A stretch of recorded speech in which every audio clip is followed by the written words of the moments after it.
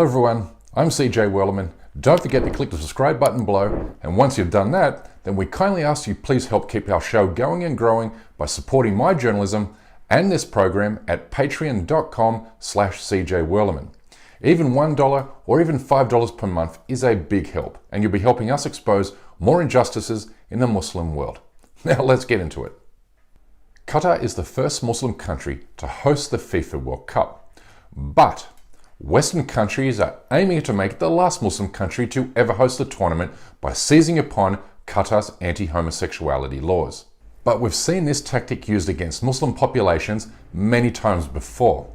This is the weaponization of LGBTQ rights to advance the strategic interests of anti-Islamic states such as Europe, Israel, India, and the United States.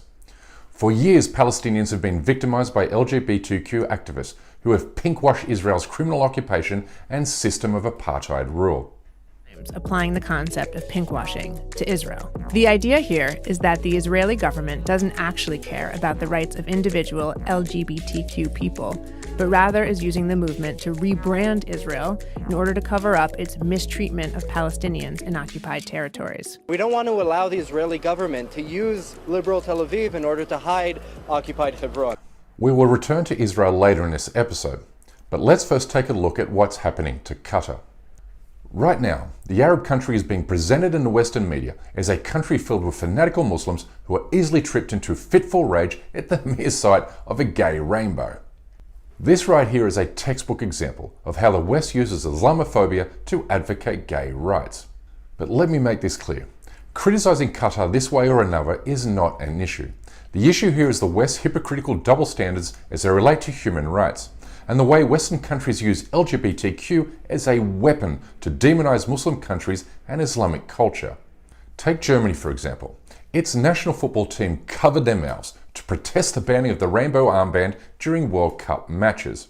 But this protest reflects Germany's hostility towards Islam, and not a sincere concern for LGBTQ rights, because Germany deports gay asylum seekers to the Middle East in violation of international law.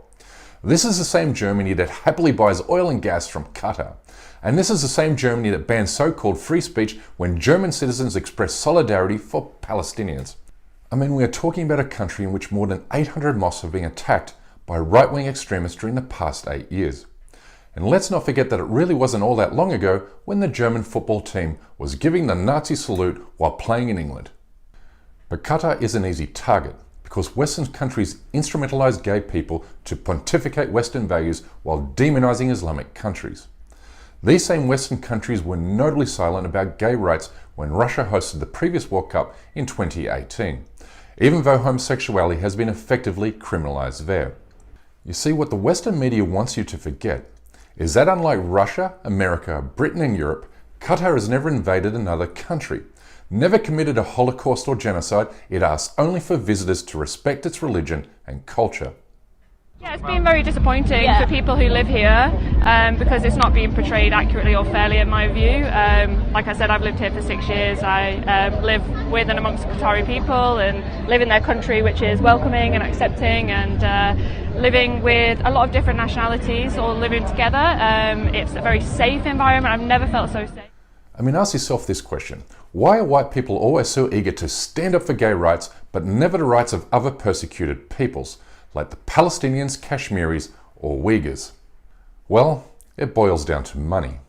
You see, it's politically safe for athletes to take a stand against anti-gay bigotry, because no corporate sponsor or football club is going to punish them for doing so. But when a footballer expresses public solidarity for Palestinians or Uyghur Muslims, they are punished by those that profit from doing business with Israel and China. I mean, look what happened to German football star Mesut Ozil when he spoke out against the Muslim genocide in Xinjiang. Not only was he censored by FIFA, but also he was dumped by his club and sponsor because they profit hugely from the Chinese market.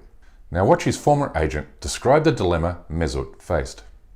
And I called him, look, Mesut, this will happen. Sponsors in China, this region, or sponsors even related to China, you will lose. It can affect A, B, C. I give him the whole list. Yeah.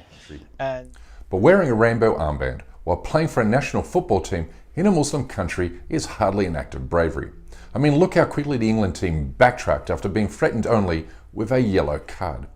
This is the same England that banned Muslim cricketer Moeen Ali from wearing a Palestinian wristband. But we've seen this kind of hypocrisy time and time again, because in the West, morality is subjective and outrage selective. For instance, during the opening game of the World Cup, a Palestinian child was shot and killed by Israeli forces on the way to school.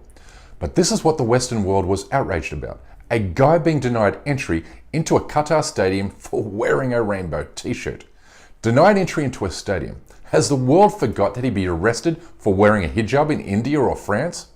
Surely you can now see that there's one rule for Muslim countries and another rule for others.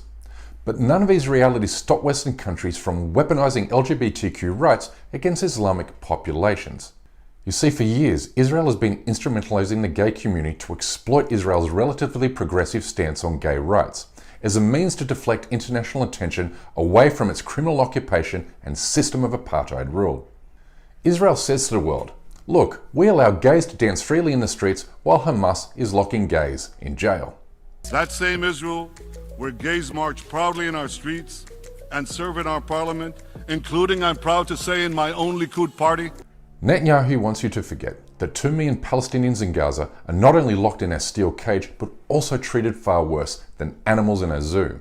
He also wants you to forget Israel funds right-wing political parties in the West that actively discriminate against gay people, which demonstrates clearly how Muslim-hating countries use the LGBTQ movement as a shield. India also uses pinkwashing to hide its human rights abuses in Kashmir. In 2019, it tried to justify its illegal annexation of Kashmir by claiming it would improve the rights of the LGBT community in the disputed territory. This tactic is also meant to make you forget India has killed more than 100,000 Kashmiris since 1989. But let me finish with this. I support equal rights for all people, including the LGBT community. But what we as Westerners need to understand is that Western values are not universal. But even more than that, since when does the West get to speak for the entire human race, given its history of colonial conquest, theft and exploitation?